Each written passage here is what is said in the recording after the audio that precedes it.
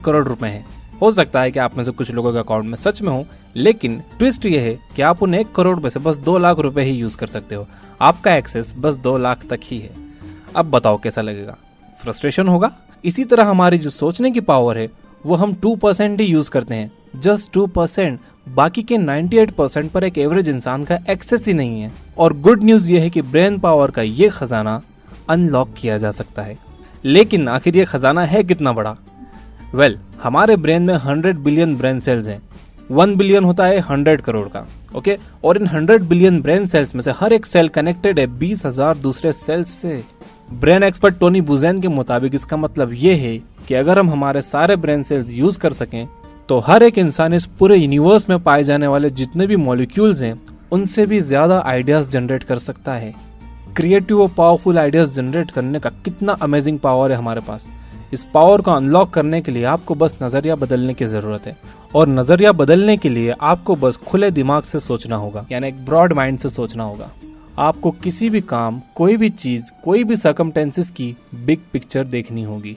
Alright, तो अब हम आगे 2 मेथड्स देखेंगे जिनसे आप सक्सेसफुल और स्मार्ट लोगों की तरह एक अलग नजरिए से सोच सकोगे।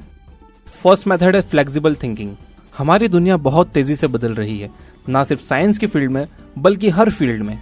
किंडल और आईपैड डिवाइसेस आने के बाद 1 साल के अंदर ही कई बड़े पब्लिशिंग हाउस और बुक रिटेलर्स बिजनेस से बाहर हो गए। डीटीएच आया तो केबल नेटवर्क बाहर हो गया। और ऐसा नहीं है कि सिर्फ टेक्नोलॉजी ही बदल रही है, ज्यादा पुरानी बात नहीं है। यही कुछ 30-35 साल पहले टेलरिंग को एक बहुत अच्छा बिजनेस माना जाता था। कोई अगर टेलर है तो समझो कि वो बहुत ही अच्छे बिजनेस में है। लेकिन जैसे ही रेडीमेड आया 90% टेलर्स बिजनेस से बाहर हो गए। इसीलिए समझदारी इसमें है कि हम हमारी सोच को फ्लेक्सिबल और एडॉप्टेबल रखें और इस तेजी से बदलती हुई दुनिया में खुद को शार्प रखें और हमेशा कुछ नया सीखते रहें। Nobel prize winner economist Gary Becker के मुताबिक अमेरिका में जो टॉप अर्नर्स हैं उनमें से 20% लोगों की सैलरी हर साल करीब 11% इंक्रीज होती है। बाकी की 80% की जस्ट 3% इंक्रीज होती है। ऐसा क्यों होता है? गैरी बेकर दोनों में डिफरेंस बताते हैं कि जो टॉप 20% लोग हैं वो कॉन्स्टेंटली कुछ नया सीखते रहते हैं, खुद को एजुकेट करते रहते हैं। और बाकी के जो 80% हैं वो कुछ भी नया नहीं सीखते, वो अपने पुराने मेथड्स पर ही चलते हैं। तो फ्री टाइम में आराम करके स्ट्रेस कम करना बुरा तो नहीं है, लेकिन वो फ्री टाइम पूरी तरह से आराम करने में ही नहीं निकाल देना चाहिए। रीडिंग और लर्निंग भी बहुत अच्छे तरीके हैं स्ट्रेस कम करने के, ओके। सेकेंड मेथड है क्रिएटिव थिंकिंग।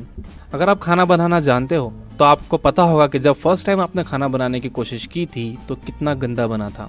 लेकिन चूंकि आप एक अच्छे कुक हो और अच्छे कुक की निशानी है कि वो अपनी गलतियों से सीखता है, तो वो बार बार कोशिश करता है और एट लास्ट वो अपनी नई फेवरेट डिश बना ही लेता है। क्रिएटिव थिंकिंग भी इसी तरह काम करती है। आपको रिस्क लेना होते हैं, गलतियां करनी होती हैं और उन गलतियों से सीखना होता है और एक क्रिएटिव रास्ता ढूंढना होता है इम्प्रूवमेंट का। क्रिएटिव थिंकर्स दुनिया पर राज करते हैं। वो अपने गोल्स पूरे करने के लिए कंटिन्यूली तेज, आसान और बेटर रास्ते ढूंढते ही रहते हैं। यही लोग रिस्पॉन्सिबल हैं बड़े बड़े इनोवेशंस के लिए, ब्रेक थ्रूज के लिए, जिनसे सारी ह्यूमैनिटी को फायदा हुआ है। वो कहनाई प्रिंसिपल फॉलो करते हैं, which means continuous and never ending improvement. इसकी ऑपोजिट है मैकेनिकल थिंकिंग। मैकेनिकल थिंकिंग की जड़ है डर में, फेलियर का डर, मिस्टेक्स करने का डर, पैसा और टाइम गंवाने का डर, क्रिटिसिज्म का डर।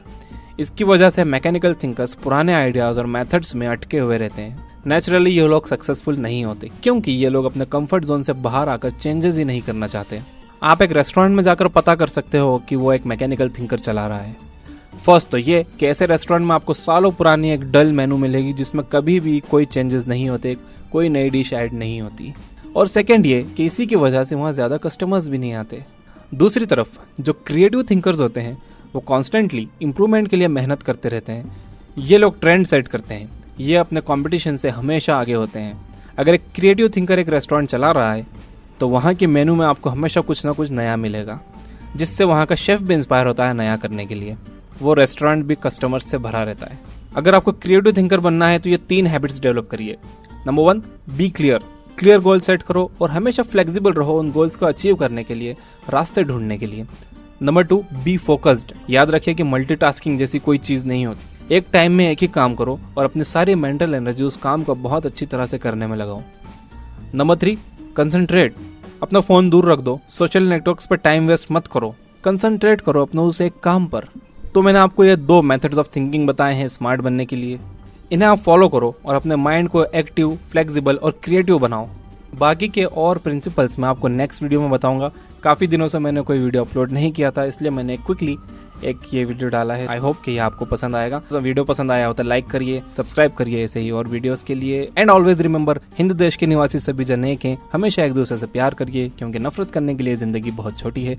जय हिंद।